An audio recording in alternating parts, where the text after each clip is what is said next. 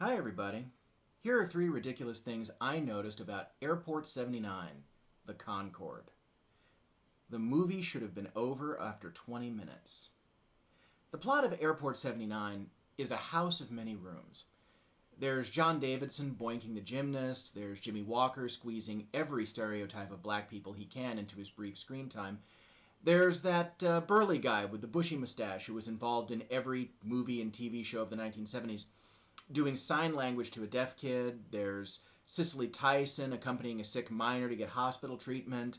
And there's Alain Delon taking it upon himself to get pilot George Kennedy laid in France. But the A-plot of the movie is about newscaster Susan Blakely getting her hands on the secret documents that could destroy the industrialist Robert Wagner. In the first 20 minutes of the film, Crystal receives the documents from an insider who is then murdered by a hitman in her home. The hitman chases Crystal through the house, but failing to kill her, he leaves. Rather than go on the air and report on the explosive documents and the murder that took place right in front of her, Crystal goes to Wagner to get his comment. Wagner implausibly denies everything, even though his signature is on illegal arms orders printed on company letterhead.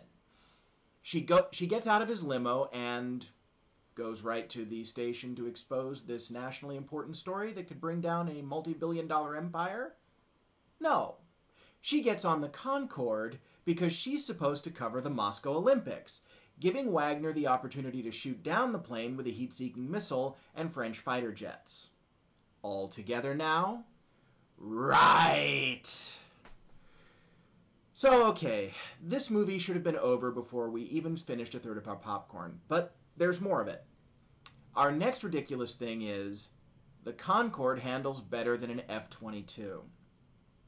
Passenger jets are known for many things. Fast, responsive handling is not among them. Yet in this movie, the titular Concorde outmaneuvers 2 heat-seeking missiles. In one case, thanks to a pilot who opens the cockpit window while traveling at supersonic speeds and fires a flare gun to bamboozle the incoming warhead. Now, does the jet after this, having surely suffered considerable damage pulling these maneuvers, turn back and head to the nearest airport to effect repairs and file the appropriate reports? Nope. It flies on to France, where it's intercepted by 2 French fighter jets. The Concorde deftly outmaneuvers them as well, forcing both to crash, before a rough landing at Le Bourget. Now you'd think that after all this, Susan Blakely would run, not walk, to the nearest studio to file her report on the evil industrialist who twice tried to blow her out of the sky. And you'd think all the other passengers would be thinking, train. Trains are nice. But you'd be wrong, because 24 hours later, everyone's back on the Concorde of certain death to finish the trip.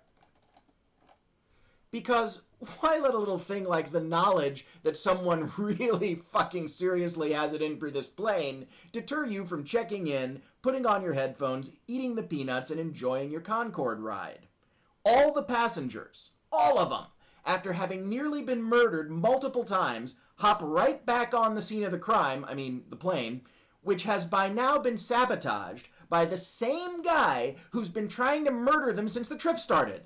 Are these people out of their fucking minds? I always thought flying on the Concorde would be kind of neat. Not thousands of dollars worth of extra ticket price neat, but still. But after all this plane has gone through, I'd be looking for a regular plane, train, bus, car, skateboard, or pogo stick to take me the remaining furlongs. Just saying. So, those are the 3 most ridiculous things about Airport 79. What wasn't so ridiculous? Wow, that's hard. I guess the least ridiculous thing was the scene where Charo tries to sneak a chihuahua on the plane. Yeah, Charo was the focus of the least ridiculous scene in the movie. Think about that. See you next time.